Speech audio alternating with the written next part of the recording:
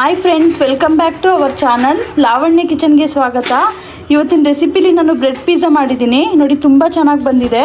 ಇವತ್ತಿನ ವೀಡಿಯೋದಲ್ಲಿ ಇದನ್ನು ಯಾವ ಥರ ಮಾಡೋದು ಅಂತ ತೋರಿಸ್ಕೊಡ್ತೀನಿ, ಬನ್ನಿ ನೋಡ್ಕೊಂಡು ಬರೋಣ.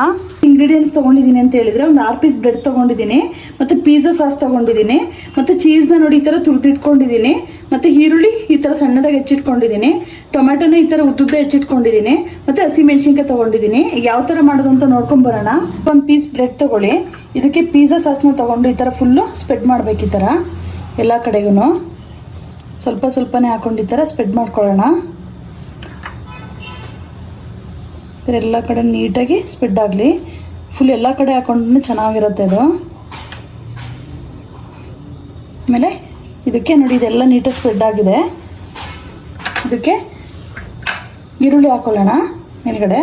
ಫುಲ್ ಸುತ್ತ ಏನಿದೆ ಫುಲ್ ಸ್ವಲ್ಪ ಸ್ವಲ್ಪನೇ ಈರುಳ್ಳಿ ಹಾಕ್ಕೊಳ್ಳೋಣ. ಬೇಕಂದರೆ ನಿಮಗೆ ಉದ್ದ ಕಟ್ ಮಾಡ್ಕೋಬೋದು ಈರುಳ್ಳಿನ. ನಾನು ಸ್ವಲ್ಪ ಬೇಯ್ಲಿ ಚೆನ್ನಾಗಿ ಅನ್ನೋಕ್ಕೋಸ್ಕರ ಸ್ವಲ್ಪ ಸಣ್ಣದಾಗೆ ಹೆಚ್ಚಿಟ್ಕೊಂಡಿದ್ದೀನಿ. ಮತ್ತು ನೋಡಿ ಟೊಮೆಟೊನ ತೆಳು ಕಟ್ ಮಾಡ್ಕೊಂಡಿದ್ದೀನಿ, ಇದನ್ನು ಹಾಕ್ತಾಯಿದ್ದೀನಿ. ಇಷ್ಟೊಂದೊಂದು ಪೀಸ್ನ ಈ ಥರ ಹಾಕ್ಕೊಳ್ಳೋಣ ಈ ಥರ.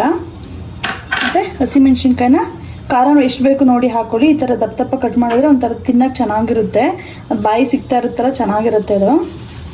ಇಷ್ಟು ಹಾಕ್ತಾಯಿದ್ದೀನಿ. ಮತ್ತು ಇದಕ್ಕೆ ಚೀಸ್ನ ನೋಡಿ ತುರಿದಿಟ್ಕೊಂಡಿದ್ನಲ್ಲ ಇದನ್ನು ಹಾಕ್ತಾಯಿದ್ದೀನಿ. ಚೀಸ್ ಸ್ವಲ್ಪ ಜಾಸ್ತಿನೇ ಹಾಕ್ಕೊಳ್ಳೋಣ, ಅದು ತಿಂತಾಯಿದ್ರೆ ಒಂದು ಮಜಾ ಬರುತ್ತೆ ಚೀಸು. ನೋಡಿ ಸ್ವಲ್ಪ ಜಾಸ್ತಿ ಹಾಕ್ತಾಯಿದ್ದೀನಿ ನಾನು. ನಿಮಗೆ ಎಷ್ಟು ಬೇಕು, ಸ್ವಲ್ಪ ಕಮ್ಮಿ ಬೇಕಂದ್ರೆ ಕಮ್ಮಿ ಹಾಕ್ಕೊಳ್ಳಿ. ನಾನು ಸ್ವಲ್ಪ ಜಾಸ್ತಿ ಹಾಕ್ಕೊಂಡೇ ಮಾಡ್ಕೊತಾ ಇದ್ದೀನಿ. ನೋಡಿ ಎಲ್ಲ ಕಡೆನೂ ಸ್ಪ್ರೆಡ್ ಮಾಡಿದ್ದೀನಿ. ಪ್ಯಾನ್ ಬಿಸಿ ಆಗಿದೆ, ಇದಕ್ಕೆ ಸ್ವಲ್ಪ ಎಣ್ಣೆ ಹಾಕ್ತಾಯಿದ್ದೀನಿ. ನೀವು ಬೇಕು ಅಂದರೆ ಬಟರ್ ಯೂಸ್ ಮಾಡ್ಬೋದು. ಹಾಕ್ಕೊಂಡು ಈ ಥರ ಎಲ್ಲ ಫುಲ್ ಸ್ಪ್ರೆಡ್ ಮಾಡ್ಕೊತಾ ಇದ್ದೀನಿ. ಇದಕ್ಕೆ ರೆಡಿ ಮಾಡಿ ಇಟ್ಕೊಂಡಿದ್ವಲ್ಲ ಬ್ರೆಡ್ ಪೀಸು ಅದನ್ನ ಇಡೋಣ.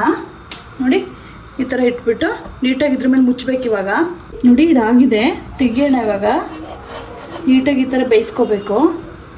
ನೀಟಾಗಿ ನಿಧಾನಕ್ಕೆ ತೆಗಿಯೋಣ.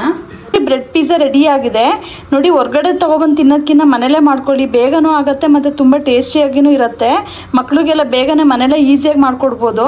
ಇವತ್ತಿನ ರೆಸಿಪಿಲಿ ನಾನು ಬ್ರೆಡ್ ಪಿಜ್ಜಾನ ಯಾವ ಥರ ಮಾಡೋದು ಅಂತ ತೋರಿಸ್ಕೊಟ್ಟಿದ್ದೀನಿ. ನಿಮಗೆಲ್ಲ ಇಷ್ಟ ಆಗಿದೆ ಅಂತ ಅಂದ್ಕೊಂಡಿದ್ದೀನಿ. ಹೊಸ್ದಾಗಿ ಯಾರು ನನ್ನ ಚಾನಲ್ ನೋಡ್ತಾ ಇದ್ದೀರಾ, ಶೇರ್ ಮಾಡಿ, ಲೈಕ್ ಮಾಡಿ, ಕಮೆಂಟ್ಸ್ ಮಾಡಿ ಮತ್ತು ಸಬ್ಸ್ಕ್ರೈಬ್ ಮಾಡ್ಕೊಳ್ಳಿ. ಇದೇ ಥರ ನನ್ನ ವೀಡಿಯೋನ ವಾಚ್ ಮಾಡ್ತಾಯಿರಿ.